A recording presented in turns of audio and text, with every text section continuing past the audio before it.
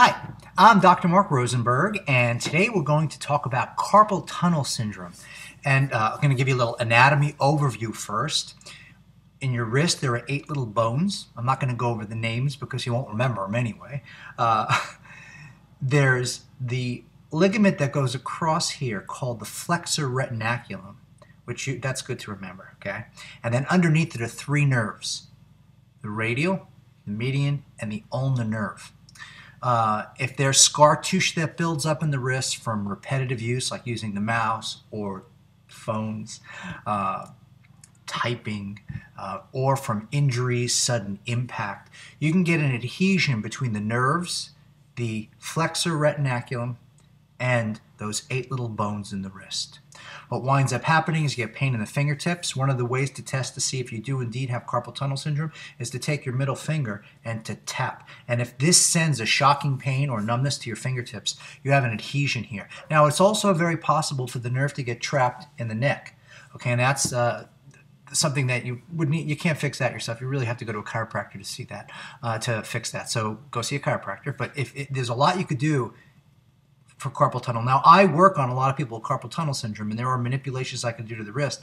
But I found that if I could teach people how to do this at home, and they do it 3 or 4 times a day, much better to get some therapy 3 or 4 times a day than maybe to see me once a week. I mean, both are good, but this is something for everybody to do if there's even the potential that you're getting carpal tunnel syndrome. So first, massage a little bit, lightly, not real deep, this flexor retinaculum. Just massage it. Now, the surgical procedure, by the way, is to take a small, it used to be, I don't know, this is the way it was last time I did research into it, I'll state it that way, small hook-shaped,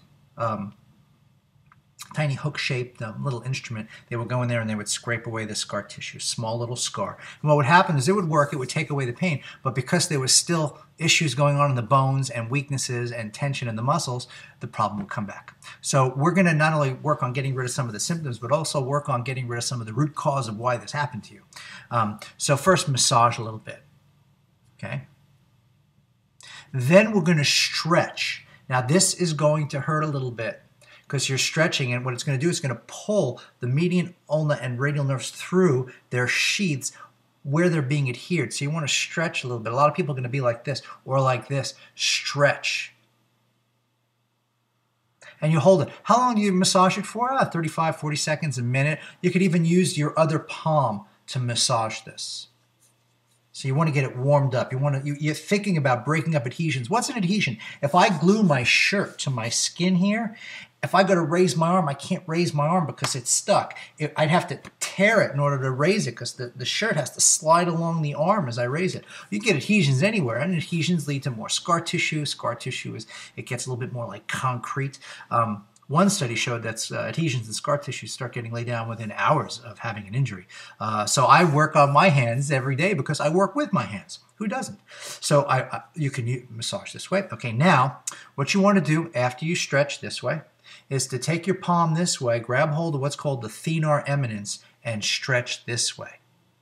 Now I'm going to stand up a little bit here so you can see. And you hold it. You don't pulse. You don't move it around fast. You just hold it. Now stretch it this way. Now all these stretches I'm doing for this arm here, I'm stretching it this way, and then go back and stretch this way. Now you're probably saying, gee, Dr. Mark, I do those stretches all the time. I still have it. But I haven't shown you the big magic yet. After you do all that, grab hold of your hand. Can you see that? Drop your elbow down with a little bit of tension while you're holding this up. Now, rotate your arm, but not your hand, against the force of holding this still. You're going to hear grinding in there. You're going to hear popping in there. You're going to hear clicking in there. You're breaking things up. You might even get your own wrist adjustment. So it's gentle. So you don't just want to hold it and twist it. That's not going to do anything. It's the pulling down with the elbow that opens up the space here, that while you go like this, you're actually doing a subtle form of wrist manipulation. Then guess what you do after you do that? You go back and you massage that area. So So again, just to review, flexor retinaculum, 3 nerves, 8 bones, adhesions between them, massage, stretch, stretch, stretch, then twist. Now it's funny, I work with my hands a lot, so I get to do this all the time to myself. The first time you do it, it may feel like you can't move your hand at all.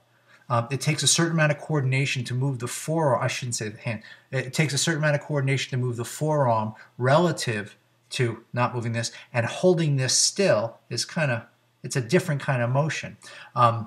If for some reason that brings on more symptoms, stop immediately, but usually it doesn't. Usually it breaks things up. How long does it take? Well, it depends how long it's been there. If you've had carpal tunnel syndrome for a long time, it's going to take a while. If you're still doing the activities with the mouse, with the typing, with the phone, with repetitive use, that's causing the trauma that's allowing this to happen, it's going to take even longer. So one of the things I recommend is find and isolate the one thing or 2 or 3 things that's causing this issue. Okay? Change your activity, change your approach, maybe the angle at which you mouth. Just fix what's causing the problem, fix, okay, and work on the adhesions causing the pain, and then you shouldn't have it come back. One of the things I also recommend, before I sign off here, is when you get done, the first few times it might be kind of intense. You might want to put a little ice on there just to get the swelling down and then massage it again. When you initially do these exercises, it's probably better if you do things like this and like this after you're warmed up, like after a warm shower. And again, the whole little episode might take you 3 minutes, 4 minutes, and then ice it down if necessary. And do it 3 or 4 times a day. Once and leaving it for a week ain't going to fix it. Again, if I glue my shirt here and I pull away once, the adhesion can come back. I pull away, then I pull away, and I pull away. That's the best analogy I have for today. So you want to work at it, all right? So that's today's little lesson on how to fix carpal tunnel syndrome. There are other things we could do with weights as well, but that's the scope of another video. And as you know, I have a free book out, the How to Stretch Handbook. The links are below this video. I also have a book, If You Look at Your Health in a New Way, which teaches you how to diagnose and seek treatment protocols, okay, for all different kinds of problems. So those links are below this video, and email me any comments.